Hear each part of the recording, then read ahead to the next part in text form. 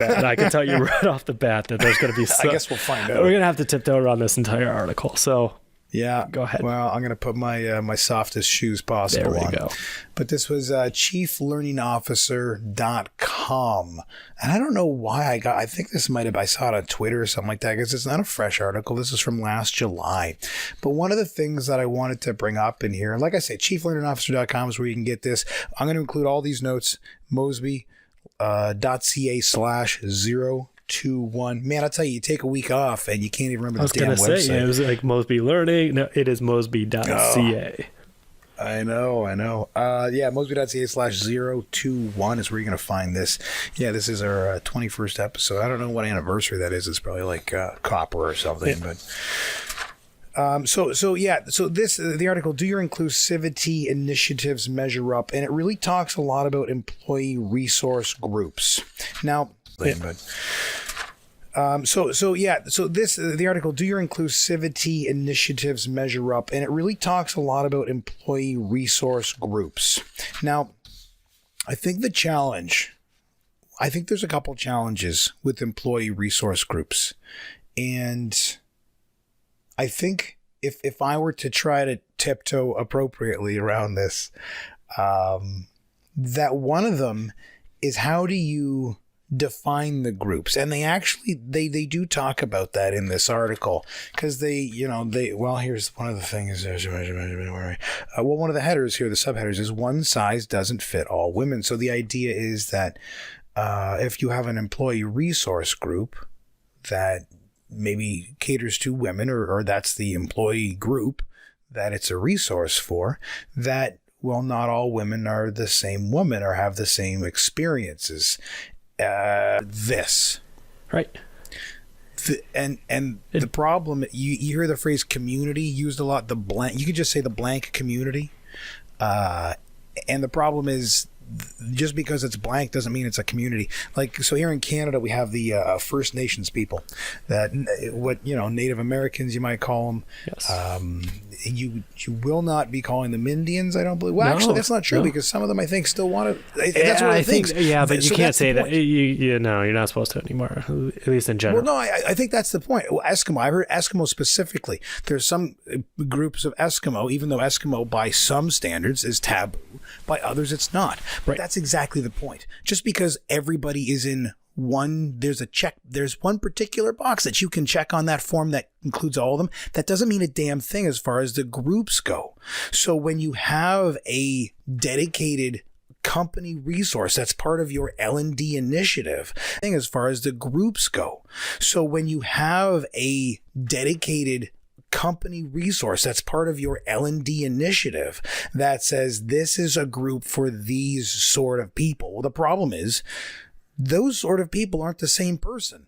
That doesn't mean they all have the same problems or the same issues. And they do try to address that in this. There's some tips here. Go ahead. Did you have some? Yeah, no, they try to, right? Because they're talking about the one size doesn't fit all women, and like within that group, it's not a how did they say? It's not a homogenous group, right? So it's not just all women, right? Because there's multinational within that group, or different diversities within that group, and that's where a lot of these programs are failing.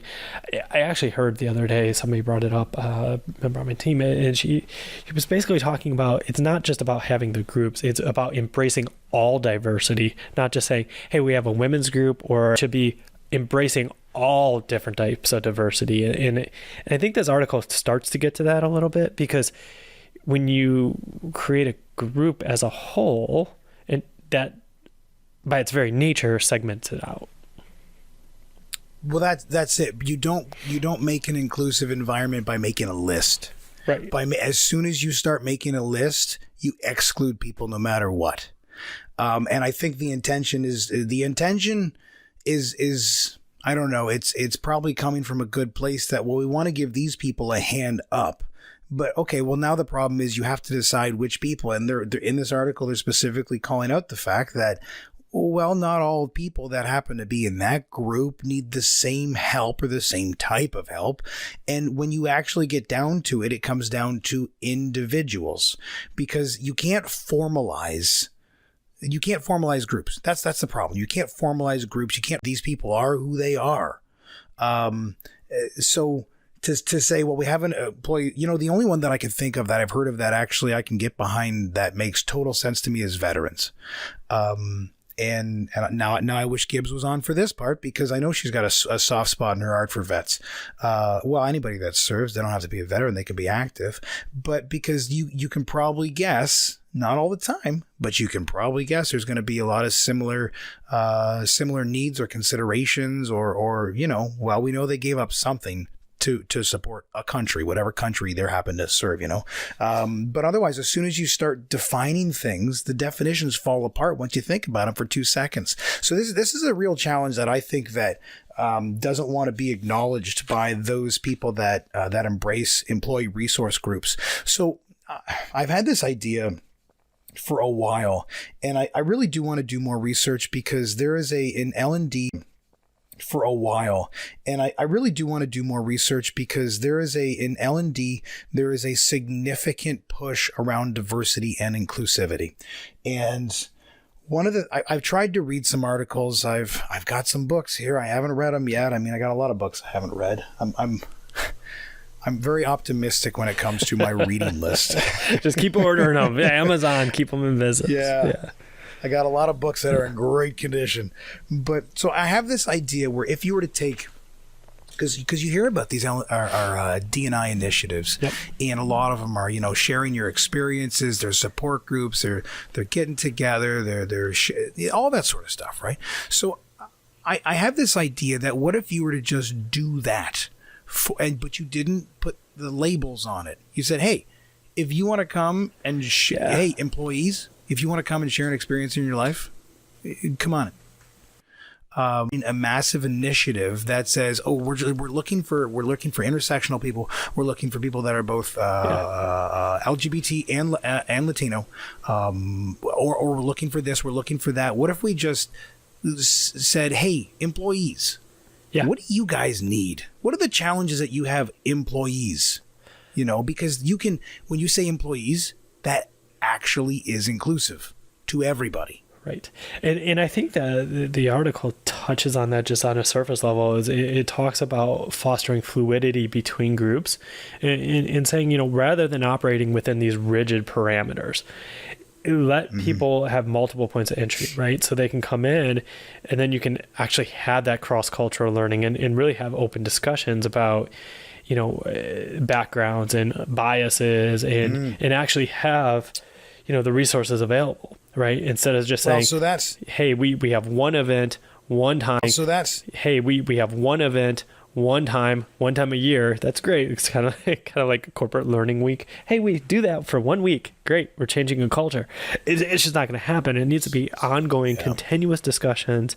And I dare to say, everybody needs to be included in the dare it.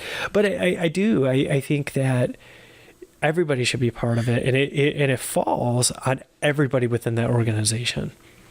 Well, so that's interesting that you bring that up, because that actually, I had brought up earlier that there's two specific challenges with employee resources groups, and the other one is that it's a opt-in silo, basically, and I've heard stories of employee resource group celebrations where, because we're with people that travel the globe, like there's all sorts of people from every part of the world, pretty much everywhere, right? So if you've got an employee resource group that supports Indians, Indians from India, there's a good chance that almost everybody that's a part of that group is Indian. So it doesn't engender a lot of actual dialogue. So maybe you see a dance, maybe you hear about a ceremony. What have you learned about India? You can go to Wikipedia, for Christ's sakes, and learn that. Like what? But that goes back to my point where groups don't have a damn thing to do with it. If you want to learn about India, talk to somebody that's from India. Like actually just talk to them. You don't have to go to a meeting to do that. You can talk to the people that you work with. So how do you get people to start that conversation, right? That's the challenge, right?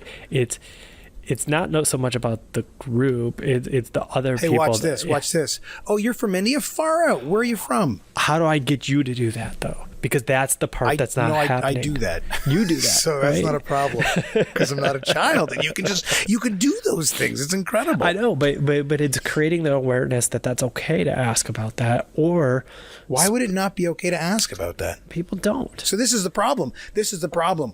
We don't want to actually talk to people about their experiences, and we want to try to define. Oh, you're an Indian.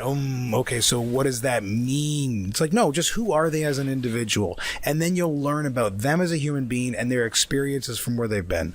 Like, I can't see a single possible thing that's bad about that. No, I think it's a good thing, but you know, you can't. But people aren't as curious as you, right? So people have their unconscious bias, and then they have those biases. Well, then good.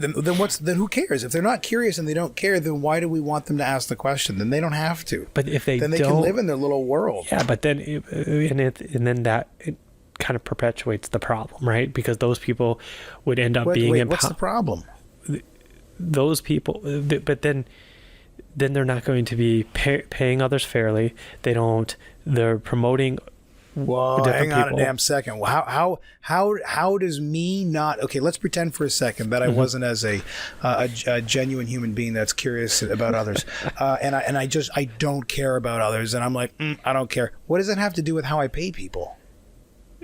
It can. I'm not saying it does. It can, because it can have, if you don't know anything about other cultures, you can have an unconscious bias towards other cultures, other races, other entire white male executive board. They're not going to fund any more companies. They're done with it, because it's like the bro culture, right? Like, the whole point about the diversity is to try to get the conversations going, to get rid of that bias, to say, you know what, it's all people and they should all be treated as employees fairly. The fact, though, is that's not happening. At majority of companies across the nation, women are paid less. African Americans are paid way less. I mean, it's staggering when you look at even like the S&P 500, the Dow 500 companies. There is bias, and it's, I'd say it's white males. Now, when you say women are paid less, in general, yes. Now, because I want to be. Because I don't want to speak out of turn about this sort of stuff, I've tried to do some level of homework on this, and the 70 cents thing on the dollar, 81.9 gender pay gap, United States, taking all the women that work, and it's comparing it to all the men that work. So it's not saying that if you hire an instructional, well, I'll leave you out of it. If I hire an instructional designer that's a woman, compared to if I hire an instructional designer that's a man, I'm gonna pay the woman 80 cents on the dollar. That's not what that means. What that means is that all women in your country, it's not my country, bro, but all women in your country, if you just look at an average, it might bear out to that. So, but what I'm saying is that doesn't mean that women in the same role are paid less. That's what I'm saying. You're saying their roles are different? Yeah. Yeah, because like how many female ditch diggers do you see?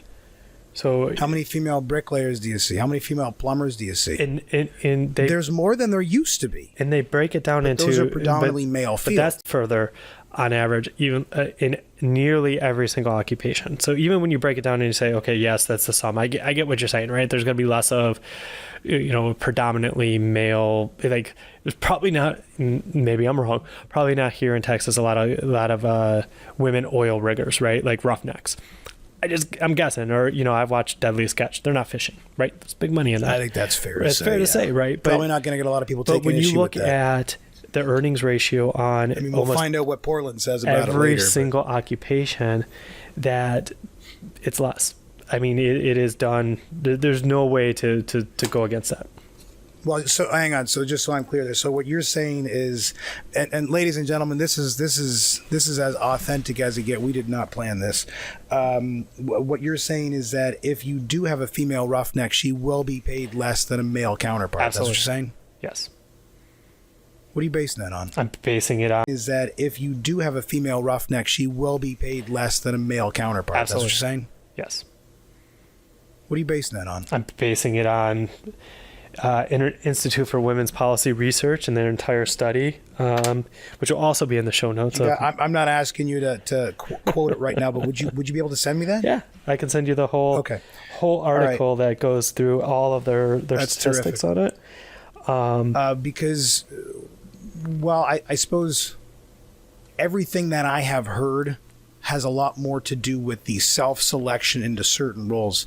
So one of the things that our fearless leader, Justin Trudeau, did when he got in office is he made the cabinet 50% female, which, fine. He can do what he wants because he's the prime minister, right? But I work in an HR department. Yeah. How many dudes, what's the percentage of dudes do you think are in that? Oh, yeah. That people self-select into the world that they want to be in. If you look at a preschool, there's not a lot of dudes there. That's just how it is. I actually, and it kind of, one of the preschools that my son went into, there was a male teacher in his room, and he's a really nice guy, but it's like, what the hell, what are you doing here?